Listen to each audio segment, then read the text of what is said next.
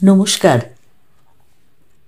Bengali story telling channel থেকে শুভ্রার আজকের গল্প সুনীল গঙ্গোপাধ্যায়ের লেখা। গল্পের নাম মাংস। সকালবেলা মেঘ ছিল, তাতে বাচ্চাদের মন খারাপ।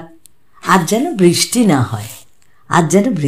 হয়, তবু সেই কালো মেঘ যেন ঝুঁকে এলো শ্মশানতলায় বড় বটগাছটার মাথায়। গ্রামের নাম ছোট সাতুরি। বিভুপদ গড়াইয়ের দুখানা খড়ের ঘর, সামনে এক চিলতে উঠোন, আর সেই উঠোনে দাঁড়িয়ে তিনটে ছেলে মেয়ে। তারা আকাশের দিকে তাকিয়ে মেঘ তাড়াতে চাইছে। লেবু পাতা করম চা, দূরের বৃষ্টি দূরে যা, লেবু পাতা করম চা, দূরের বৃষ্টি দূরে যা। মেঘ সেই শিশুদের কথা শোনে। তবে এত কাছে এসে কিছুটা বর্ষণ না হলে মেঘেরও তো মান থাকে না। প্রথমে ছিল গুমোট, হঠাৎ হাওয়া উঠল সনসনিয়ে। বড় বড় ডালপালা উথাল পাতাল। তারপর গুরু গুরু গর্জন বলল, আসছে। এলো একেবারে বড় বড় ফোঁটায় ঝমঝমিয়ে। বড় জোর মিনিট 10, আবার আকাশ একেবারে ফর্সা। ঝলমলিয়ে দেখা দিল সূর্য, ঠিক যেন হাসছে। হাসবেই তো, মাত্র মাস 2 আগেই ছিল বৃষ্টির জন্য কত হাহাকার, কত প্রার্থনা, কত ব্যাঙ মেরে উল্টে দেওয়া, আর এর মধ্যেই আবার বলে কি না বৃষ্টি চাই না। মানুষ বড় বিচিত্র।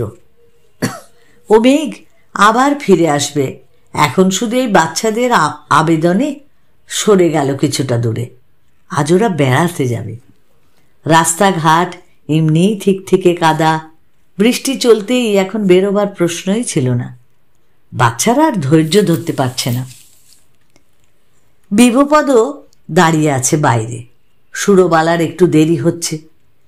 বিভুপদ একবার হাঁক দিল, কই রে, আর দেরি করলে বেলাবেলি পৌঁছতে হবে তো। মেয়েটাও চেঁচিয়ে বলল, মা আয়, মা আয়। মেয়েটার বয়স 7, ভাই দুটোর একটা 9 আর একটা 6। একেবারে ছোটটাকে ন্যাড়া করা হয়েছে কিছুদিন আগে, খুব উকুন হয়েছিল। হাতে একটা পুঁটলি নিয়ে বড় ঘরখানার থেকে বেরিয়ে এলো সুরবালা। দরজায় শেকল তুলে একটা ছোট তালাও লাগালো। সুরবালার বয়স এই 30-এর এধারে ওধারে। ঢ্যাঙা চেহারা, অদ্ভুত নিথর ধরনের মুখ। সে মুখে রাগ, দুঃখ, আনন্দ, অভিসার কিছুই যেন ফোটে না। চাবিটা বিভুপদকে দিয়ে সে বলল, তাহলে চলা করো। একটু আগে পত্নীকে সে তাড়া দিচ্ছিল, এবার সে চাবিটা হাতে নিয়ে একটুক্ষণ চুপ করে দাঁড়িয়ে থেকে জিজ্ঞাসা করল, সত্যি যাবে? সুরবালা বলল, হ্যাঁ যাবো তো ঠিক করেছি। বিভু আবার জিজ্ঞাসা করলো, ছেলে মেয়েদের নিয়ে তো যাওয়া? সুরবালা বলল, হ্যাঁ হ্যাঁ চলুক ওরা। 3টে বাচ্চাই একসঙ্গে চেঁচিয়ে উঠল, আমরা যাব, আমরা যাব। ঠিক পাশাপাশি আর কোনো ঘর বাড়ি নেই। গ্রামের প্রান্ত সীমায় খালপাড়ের জমিতে ছড়ানো ছিটানো কয়েক ঘর বসতি। সোজা রাস্তাটা শ্মশানতলার দিকে। ছেলে মেয়ে 3টে দিনের বেলাতেও এখান দিয়ে যেতে ভয় পায়। মানুষের হাড় গোড় এদিক সেদিক সব পড়ে থাকে। কাঠ কেনার পয়সার অভাবে যারা পুরো লাশ পোড়াতে পারে না, তারা শুধু মুখে আগুন দিয়ে ফেলে রেখে যায়। তারপর তাই নিয়ে ভোজ হয় শেয়াল, শকুন এদের। আজ বাবা মায়ের সঙ্গে যাচ্ছে। আজ আবার ভয় কি? বাবা মা আর 3 সন্তান, এই পুরো পরিবার এর আগে কোনো দিন একসঙ্গে কোথাও বেড়াতে যায়নি। বাবার সঙ্গে 2-1বার হাটে গেছে বটে, তাও মেয়েটা বাদ। মাও যায় না। বটতলায় কোথা থেকে এক সাধু এসে ত্রিশূল গেড়ে বসেছে। সবাই সেখানে দাঁড়িয়ে। সুরবালা এগিয়ে গিয়ে হাঁটু গেড়ে বসে প্রণাম জানালো সাধু বাবাকে। তিনি হাত তুলে বিড়বিড় করে কিছু একটা আশীর্বাদ শোনালেন, কিন্তু প্রণামী দেবার মতো কিছু নেই সুরবালার সঙ্গে। সে ফিরে আসার পর মেয়েটা জিজ্ঞাসা করল, মা, সন্ন্যাসী ঠাকুরের গায়ে ছাই মাখে কেন? সুরবালা তাকালো তার স্বামীর দিকে। এসব প্রশ্নের উত্তর একমাত্র পুরুষরাই দিতে পারে। বিভু বলল, সন্ন্যাসী ঠাকুররা সবাই শিব ঠাকুরের চেলা। শিব ঠাকুর বলে দিয়েছেন, গায়ে ছাই না মাখলে আমার চেলা হতে পারবি না। ছোট ছেলেটা জিজ্ঞাসা করলো, বাবা, ঠাকুরের মাথায় সাপ থাকে কেন? বিভু বলল, সাপ থাকে মানে এমনিই সাপ থাকে। এখন চল তো তাড়াতাড়ি। ছেলেমেয়েরা দৌড়ে দৌড়ে অনেকটা এগিয়ে যায়, আবার তাদের ডেকে থামাতে হয়। এরপর রথতলা। এই অঞ্চলে মোটামুটি সম্পন্ন লোকেদের বাস। দোল দুর্গোৎসবও হয় এখানে। এক পাশে রয়েছে কয়েকটা ভ্যান গাড়ি। অনেকটা দূরের পথ, হেঁটে যাওয়া যেতে পারে বটে, তাতে ফিরতে ফিরতে ঢের রাত হয়ে যাবে। তাছাড়া বিকেলের আগেই তো গন্তব্যস্থানে পৌঁছবার কথা।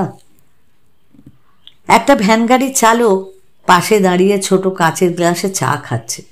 তার কাছে গিয়ে বিভুপদ সারা শরীর মুচড়ে বলল, ভালো আছো তো গোবিন্দদা? তোমার গাড়ি এখন ছাড়বে?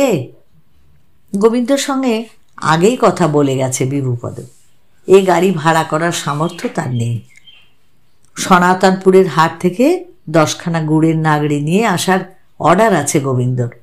এখান থেকে যাওয়ার পথে যদি প্যাসেঞ্জার না পায়, খালি গাড়ি যায়, তাহলে সে বিভুপদর পরিবারকে খানিকটা দূর পৌঁছে দেবে। গোবিন্দ যেন সে কথা ভুলেই গেছে। সে বলল, প্যাসেঞ্জার তো দেখছি না, গাড়ি ছাড়তে হবে, কিন্তু তোদের এতগুলোকে তো বিনি ভাড়ায় নিতে পারবো না। এত লোক থাকতে গাড়ি টানতে একটা পরিশ্রম হয় না? বিভুপদ মুখটা চুন করে চুপ করে রইল। গোবিন্দ বলল, অন্তত যা ন্যায্য ভাড়া হয় তার অর্ধেক তো দিবি, পার হেড 5 টাকা। বিভু বলল, ঠিক আছে, দেব। একেবারে ছোটটারও কি? গোবিন্দ বলল, 15টা টাকাই দে। সে হাত বাড়ালো বিভুর দিকে। বিভু খুব সংকুচিতভাবে বলল, এখন তো দিতে পারবো না, পরে শোধ করে দেব। মা কালী দিব্যি বলছি। গোবিন্দ ভারিক্কি চালে বলল, ধার? আজ নগদ, কাল ধার। একবার দিলে ধার, এ পথে সে চলে না আর। কত দেখলাম। বিভু বলল, আমার কথার কিন্তু খেলাফ হবে না। মা কালীর কি ফিরে আমি কি বলতাম বলতো? গোবিন্দ অবজ্ঞার স্বরে বলল, যা দিনকার পড়েছে, লোকে ঠাকুর দেবতার কে নিয়েও মানে না।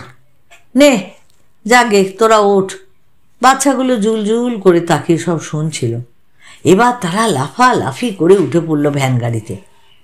সুশীল বয়সে বড়, সুতরাং স্থান নির্বাচনে তারই অগ্রাধিকার। সে একবার সামনে একবার পাশে দেখতে লাগলো কোনটা সুবিধাজনক। সুধার ছোটুকে পা ঝুলিয়ে বসতে দেয়া হলো না, তারা ভেতরে বসলো বাবু হয়ে।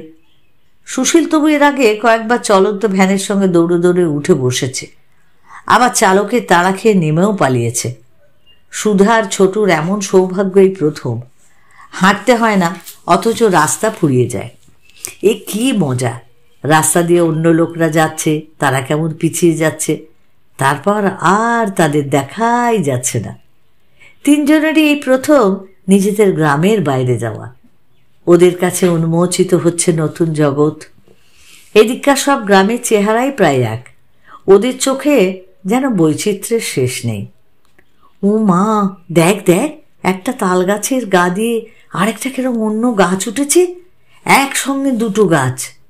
একটা কুকুর ওই বড় বড় পাখিগুলোকে তাড়া করে খাচ্ছে। ওগুলো কি পাখি? শকুন। শকুন বুঝি মাটিতে নাবে? বাবা, কাঁধে 2খানা বাঁশ নিয়ে লোকটা কোথায় যাচ্ছে? যাচ্ছে নিজের বাড়িতে যাচ্ছে। বাবা, ওই মন্দিরটা ভাঙা কেন? কেন আবার কি? ভেঙে গেছে তাই ভাঙা। একটু চুপ করে বসতো। ছোটটারই প্রশ্ন বেশি, সে চুপ করে থাকতে পারে না। একটু পরেই সে আবার কিছু জানতে চায়, তাকে ধমকও খেতে হয় সেই জন্য। খানিক দূরে যাওয়ার পর গোবিন্দ জিজ্ঞাসা করল, মার ছেলেপুলে নিয়ে কোথায় চললি রে বিভু? বিভু বলল, যাবো ওই রণকালীপুর, মানে ওই বউয়ের বাপের বাড়ি, কয়েকটা দিন থাকবে। গোবিন্দ বলল, বউয়ের বাপের বাড়ি আর তোর শ্বশুর বাড়ি, ছেলে মেয়েগুলোর মামার বাড়ি? বাহ, তা ভালোই কাটাবি। মামাবাড়ির ভারী মজা, কিলচর নাই। মামাবাড়ি দুধ ভাত দুয়ারে বসে খাই। বিভু ঘরা মিচ্ছে ভ্যান রিক্সা চালক গোবিন্দর সামাজিক অবস্থান খানিকটা উঁচুতে। তার কথায় সেই সুর ফুটে ওঠে। সুধার কোঁচরে বাঁধা ছিল মুড়ি। এখন 3 ভাই বোন খাচ্ছে। সুশীল ফিসফিস করে মাকে জিজ্ঞাসা করল, মা, আমরা মামাবাড়ি যাচ্ছি, কতদিন থাকবো? সুরও তাকালো বিভুর দিকে। বিভু বলল, সে দেখা যাবে তখন। গাড়িটা লাফাচ্ছে, দেখিস মুড়ি যেন পড়ে না যায়। সুধা জিজ্ঞাসা করলো, বাবা তুমি খাবে? বিভু বলল, না, তোরা শেষ কর। ছোটু আবার শুরু করলো প্রশ্নমালা। চিল আর শকুনের মধ্যে কে বেশি উঁচুতে ওড়ে? ওই মেয়েটা কাঁদছে কেন? মোষ কি গরুর বাবা? ভাই বোনারে হাসে, কিন্তু মা বাবারা কেউ হাসে না। বিভু ধমক দিয়ে বলে, তুই থাম তো, আবার কথা বললে কিন্তু এবার কান ছেড়ে দেবো। রাস্তা খোঁদলে ভর্তি, তার মধ্যে আবার একটা লরি ঢুকে পড়েছে। ভ্যান রিক্সায় যাওয়ার পথ নেই। গোবিন্দ নেমে গিয়ে হল্লা শুরু করলো। ছোটদের কাছেও এটা বেশ রোমাঞ্চকর ব্যাপার। লরিটা কত বড়, তেমনই বড় চেহারার ড্রাইভার, তার সঙ্গে টক্কর দিচ্ছে গোবিন্দ। কে জিতবে? গোবিন্দ ফিরে এসে ভ্যান রিক্সাটাকে প্রায় ধান খেতে নামিয়ে দিয়ে উঠল গিয়ে লরিটাকে ছাড়িয়ে রাস্তার অন্যদিকে। তাহলে গোবিন্দ জিতেছে, গোবিন্দ জিতেছে, 3 জনে হাততালি দিয়ে উঠল। সুরো তার স্বামীর একেবারে ঘাড়ের কাছে মুখ নিয়ে নিচু গলায় জিজ্ঞাসা করল, তুমি ওদের রেখে খাওয়াতে পারবে? বিবি বলল, ফ্যানে ভাত ফুটিয়ে দেবো, সে আর এমন কি কথা। সুরো বললে, এই সময় আলু সস্তা হবে, সুধাও একটু একটু পারবে, শুধু ওকে চুলোটা ধরাতে দিও না। বিবি বলল, সে তুমি চিন্তা করো না, বড়টাকে বেড়া স্কুলে পাঠাবো। সুধা জিজ্ঞাসা করল, মা তোর পুঁটলিটায় কি রে? সুরো বলল, ওটা 2খানা শাড়ি। বকুনি খেয়ে একটু চুপ করে থাকা ছোটু আবার ফস করে বলে উঠল, মামা বাড়িতে আমাদের কটা মামা? সুশীলই এবার বলে উঠল, গেলেই তো দেখতে পাবি, বোকা কোথাকার। এরা কেউ আগে মামার বাড়ি যায়নি। মামা বাড়ি নামক একটা রহস্যময় জায়গা সম্পর্কে কিছু তারা শোনেও নি। অদূরে সনাতনপুরের হাট। ভ্যান রিক্সা থামিয়ে গোবিন্দ জিজ্ঞাসা করল, তোরা তো রণকালীপুরে যাবি বললি, এইখানে নেমে যা, বাঁদিকে রাস্তা, বেশি দূর না। বিভু, মনে থাকে যেন। এই রাস্তাটা অপেক্ষাকৃত ভালো, অত ফুটো ফাটা নয়। পাশ দিয়ে চলেছে কেলেঘাই নদী, যাতে প্রচুর কচুরিপানায় ফুল ফুটে আছে। গ্রামের মূল বসতির থেকে বেশ কিছুটা দূরে নদীর ধারেই এক জায়গায় টালির চালের 8-10খানা ঘর, গোটা 2-1 মনোহারির দোকান। সামনে বাঁশের কঞ্চির বেঞ্চে বসে গুলতানি করছে কয়েকজন পুরুষ। খানিকটা দূরে ওরা থমকে দাঁড়ালো, চেয়ে রইল সেই ঘরগুলোর দিকে। বিভু তার পত্নীর একটা হাত ধরে কিছুটা আবেগের সঙ্গে বলল, সুরো, সত্যিই যদি। সুরোর নিরেট মুখে কোনো রেখা নেই, গলা কাঁপে না। সে বলল, হ্যাঁ যাব তো। বিভু বলল, এখনো ফিরে যাওয়া যায়। সুরো বলল, আমি যাব ঠিক করেছি। বিভু বলল, আমি কিন্তু তোকে জোর করিনি। সুরো বলল, না না, তুমি জোর করনি, আমি তো ঠিক করেছি।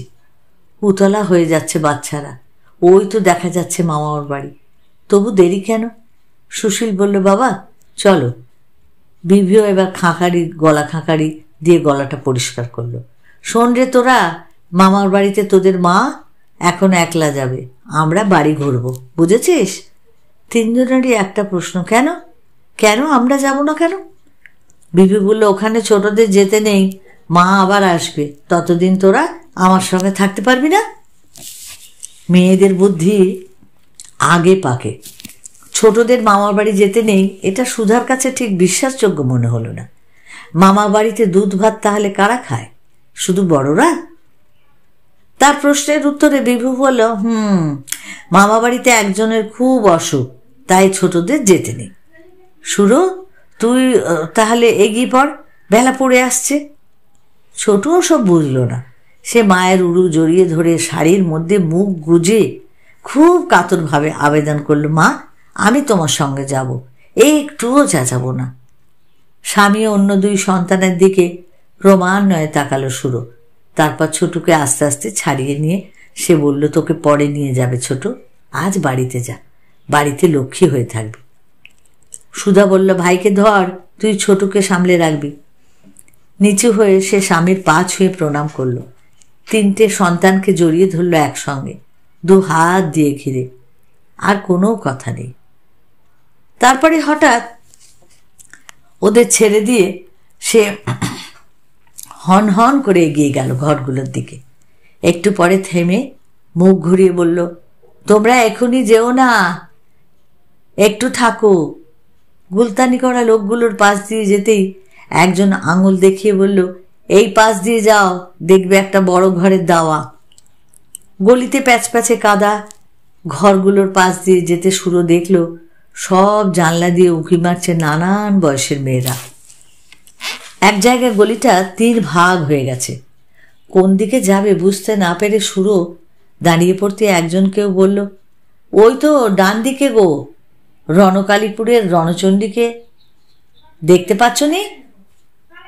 বড় দাওয়ায় একটা পানের বাটা নিয়ে পা ছাড়িয়ে বসে আছে এক বিশাল বপু রমণী।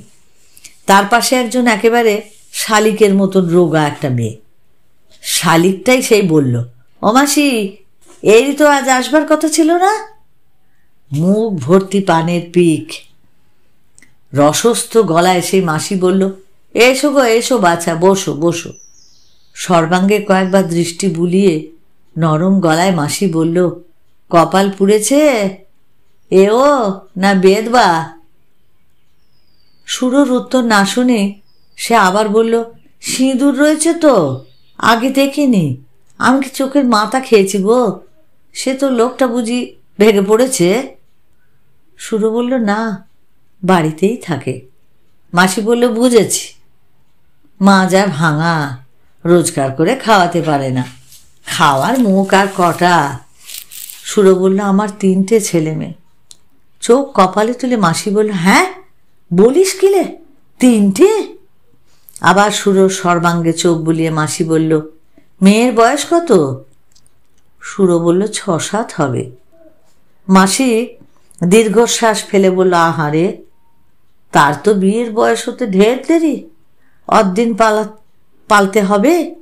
গর্বে ছেলে মেয়েদের ধরি, তারা আমাদের খেতে আসে, এটা দাও সেটা দাও, তারপর ডানা গজালেই ফুরুত করে উড়ে যায়। আমারও তো 2 ছেলে ছেলো, আজ কোথায় তারা, মায়ের খোঁজ রাখে? শালিক মেয়েটা বলল, আমার ছেলেটাও। নিজে 1 খিলি পান মুখে পুড়ে 1 খিলি সুরোর দিকে এগিয়ে দিয়ে বলল, নে খা, কি করবি বল, সবই তো নিয়তি। বাবা মা খরচা করে বিয়ে দেয়, তারপরেও স্বামী যদি দুবেলা দুটো ভাত দিতে না পারে, তার উপর ছেলেপুলের হাঁ, সব সময় খাই খাই খাই। তা সে লোকটা জোর করে তোকে এখানে পাঠালো? সুরো বলল, না, আমি নিজেই এসেছি। মাসি বলল, বেশ করেছিস, বাঁচতে তো হবে। কথায় বলে, আপনি বাঁচলে বাপের নাম। এমনি এমনি ফৌত হয়ে গেলে কেউ চোখের জল ফেলতেও আসবে না। সে লোকটা যদি কখনো এদিক পানে আসে, তাকে জোড়া পায়ে নাতি মারবি, আমার লোকে তাকে ধোলাই দিয়ে ভাগাবে। সুরো বলল, তার কাশির অসুখ। মাসি মস্ত একটা হাত নেড়ে বলল, থাক থাক, ওসব কথা ঢের শুনেছি, আর শুনতে ইচ্ছা করে না। পুটলিটাই কি? শাড়ি দুটো দেখে মুখ ভেটকে মাসি বলল, ও চলবে নি, কাজের সময় একখানা অন্তত জরিপার শাড়ি লাগবে।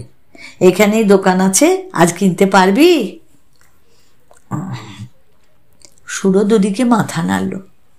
মাসি তাতে বিরক্ত না হয়ে বলল, ঠিক আছে ঠিক আছে, আমার কাছে পুরনো আছে 2-1খানা, তা দিয়ে কটা দিন কাজ চলে যাবে। এখানে বাপু খাওয়ার ব্যবস্থা যার যার নিজের, আমার কোনো দায় নেই। এই শেফালি তোকে সব বুঝিয়ে দেবে। তবে আজই তোকে ঘর দিতে পারবো না, থাকবি মোক্ষদার সঙ্গে। মোক্ষদার উদরই হয়েছে, কোনো খাওয়ার দ্রব্যই তার সহ্য হয় না, তার দারুণ মেজাজ খিটখিটে, হার মাসে একটুও তার রস নেই। খদ্দেরদের সঙ্গেও মেজাজ দেখায়। 3-4 জন নালিশ করেছে আমার কাছে। বোঝো ঠেলা, ঠিক মতন যত্ন আত্তি করবে না, তার উপর আবার খ্যাট খ্যাট করবে। ছ্যা ছ্যা ছ্যা, খদ্দেরদেরই নাকি দোষ। আরে খদ্দের হলো লক্ষ্মী, তাদের কোনো দোষ ধরতে আছে? মোক্ষদা আড়াল থেকে যদি শোনে তো শুনুক, তাকে আমি এবার তাড়াবো 2-3 দিনের মধ্যে। দুষ্টু গরুর চেয়ে ওই শূন্য গোয়ালা অনেক ভালো। সে যদি তোর ওপরেও চোপা করে, তুই কিচ্ছুটা বলবি না, মুখ বুজে থাকবি। যা বিহিত করার আমিই করব। যা এখন শেফালির সঙ্গে যা, ও তোকে ঘর দেখিয়ে দেবে। সুরতবু বসে রইল মাসির মুখের দিকে চেয়ে। মাসি বলল, কি হলো? ওঠ, হাই ভাঙার সময় হলো, এবার তো খদ্দেররা আসবে। মাটির দিকে মুখ নিচু করে সুরো বলল, আমায় 200 টাকা দেবেন? এবার মাসির মুখের ভাব বদলে গেল একেবারে। মেচেতা ভরা মুখ, যেন আগুনের আঁচ। কড়া গলায় সে বলল, টাকা? কিসের টাকা? আমি বাবু তোমার পায়ে ধরে সেদে আনিনি। নিজে এওছো, কাজকর্ম করতে চাও তো করো। আমার এখানে ফেলো করি তো মাখো তেল। রোজগার করবে, খাবে। এখনো যার রোজগার শুরুই হলো না, সে টাকা চায় কোন মুখে? সুরো বলল, আমার আজই টাকার খুব দরকার। মুখ ঝাপটা দিয়ে মাসি বলল, টাকার কার না দরকার বলো না? বিশ্ব সংসারে কে না টাকার জন্য হ্যাঁ যাচ্ছে? আমি কি এখানে দান ছত্তর খুলে বসেছি? তোমার বাবু যদি এখানে তোমার না পোষায়, তুমি চলে যেতে পারো, আমি কাউকে ধরে রাখি না। সুরো বলল, ছেলে মেয়েগুলো বাইরে দাঁড়িয়ে আছে, ওদের হাতে কিছু না দিতে পারলে কাল ওদের কিছু খাওয়া জুটবে না। আরো কিছু ধমক দিতে গিয়ে থমকে গেল মাসি। এবার তার চক্ষুতে ফুটে উঠল বিস্ময়। সে বলল, ছেলেমেয়েরা বাইরে দাঁড়িয়ে আছে, তাদের সঙ্গে করে এনেছিস? এ কেমন ধারা আক্কেল! এসব হলো পাপি তাপিদের জায়গা। গুন্ডা বদমাশরা এখানে ঘোরাফেরা করে। ছোট বাচ্চাদের এখান থেকে দূরে রাখতে হয়। এইটুকু অন্তত ধমক জ্ঞান তো থাকবে নাকি? ওরে এখানকার রাক্ষসরা 7 বছরের বাচ্চা মেয়েকেও খেয়ে ফেলতে পারে। সুরো আবার বলল, দয়া করো, আমার কিছু টাকা না পেলে। মাসি বলল, দয়াটা করলে এ কারবার চলে না।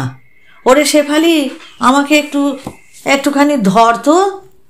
শেফালি 1 হাত ধরে টেনে তুলল মাসিকে। তারপর মাসি নিজেই থপথপিয়ে চলে গেল ঘরের মধ্যে। মুখ নিচু করে বসে রইল সুরো। তার স্বামী তাকে জোর করে পাঠায়নি, সে তো নিজের ইচ্ছাতে এসেছে, এটা ঠিক কথা। বিভুর কাশরোগ, তার শরীর দুর্বল হয়ে গেছে। মাঝে মাঝে গলা দিয়ে রক্তের ছিটে বেরোয়। সরকারি হাসপাতালের ওষুধ খেয়ে সারে না। তারা পুষ্টিকর খাদ্য খেতে বলে। শরীর দুর্বল, তাই ঘরামির কাজ আর ভালো পারে না বিভু। ইদানিং কাজ তেমন জোটেও না, তাকে ডাকে না কেউ। ইট সিমেন্টের কাজও শেখেনি বিভু। দিনের পর দিন বাড়িতে বসে থাকলে স্ত্রী সন্তানরা খাবে কি? সুরো নিজে উপার্জনের চেষ্টা করেছে। মুড়ি ভাজা, লোকের বাড়িতে বাসন মাজা, ঘর পরিষ্কার করা, তার জন্য বাবুদের পাড়ায় যেতে হয়। তারা কেউ ঠিকে লোক চায় না, বাড়িতে থেকে সব রকম কাজকর্ম করবে। বাচ্চাদের সে গুমও তো পরিষ্কার করতে হবে, রান্না বান্নাও হবে। তাও খোরাকির সঙ্গে মাত্র কয়েকটা টাকা দেয়। তাতে কি পোষায়? দিনের পর দিন এমন চলছে। নিজেরা তবু না খেয়ে আধপেটা খেয়ে চালিয়ে দিতে পারে, কিন্তু ছেলে মেয়ে 3টে, ওদের খিদের কান্না তো সহ্য করা যায় না। ওদের এই পৃথিবীতে আনা হয়েছে, ওরা তো আর ইচ্ছে করে আসেনি। ওদের দোষটা কি? ছেলেমেয়েরা ঘুমিয়ে পড়লে বিভু আর সুরো গালে হাত দিয়ে ভবিষ্যতের কথা ভেবে ভেবে কুল পায় না। বাড়িতে ঘটি বাটি যা ছিল সব বিক্রি হয়ে গেছে। বিক্রি করার মতো আর কিছুই নেই, শুধু সুরোর গায়ের ওই মাংসটুকু ছাড়া। এত অনাহারেও সুরোর শরীর একেবারে চিমসে হয়ে যায়নি। মা হয়ে সে সন্তানদের জন্য এটুকু করতে পারবে না? 2 টাকা 5 টাকা নোট মিলিয়ে 100 খানেক টাকা আর একটা জরির পার বসানো ঝালঝেলে শাড়ি নিয়ে ফিরে এলো মাসি। টাকা শুদ্ধ হাতটা বাড়িয়ে দিয়ে মাসি বলল, যা দিয়ে আয়, এর আগে আমি কাউকে আগাম দিইনি, এই শেফালিরা জানে, এগুলো দিয়ে এসে কাজে লেগে পড়ে, আর যেন কখনো সে মেনসে আর বাচ্চা কাচ্চারা এদিক পানে না আসে, এই কথাটা কিন্তু বলে দিলুম। সুরো আবার বাইরে এসে দেখল একটা পাকুড় গাছের তলায় ঠায় দাঁড়িয়ে আছে বিভু, তার হাত ধরে সুধা, আর ছেলে দুটো মনোহারীর দোকানের সামনে ঘুরঘুর করছে হ্যাংলার মতো। মাকে দেখে তারা দৌড়ে ফিরে এলো। টাকাগুলো বিভুর হাতে দিয়ে সুরো বলল, বেশি করে চাল কিনে নিও। বিভু বলল, এখানকার হাটে একটুও সস্তা হবে হয়তো। সুরো বলল, নতুন চালে ফেনা ভাত ভালো হয়, পেটও ভরে, আলু আদা এখন সস্তা, নুন নিয়েও মনে করে আজকের দিনটা অন্তত ছেলেমেয়েরা যেন ভালো করে খায়। সুধা বলল, মা, মামা বাড়ির ভেতরটা একবার দেখে আসতে পারবো না? আমরা একটাও কথা বলবো না। সুরো বলল, আজ না বাবা, আর একদিন। বিভু বলল, মা তো ফিরে আসছেই, বেশি দিন নয়। সুরো বলল, হ্যাঁ হ্যাঁ, ফিরে আসবো। ছোটুটা হঠাৎ ফুপিয়ে কেঁদে উঠল। সুরো বলল, ওদের কটা লজেঞ্চুস কিনে দিও। সুধা, তুই ভাইয়ের হাত ধর। লজেঞ্চুসের কথা উচ্চারিত হতেই সুশীল সঙ্গে সঙ্গে দোকানটার দিকে গেল, তারপরেই সুধা আর ছোটু। বিভুর মুখোমুখি কয়েক মুহূর্ত চুপ করে দাঁড়িয়ে রইল সুরো।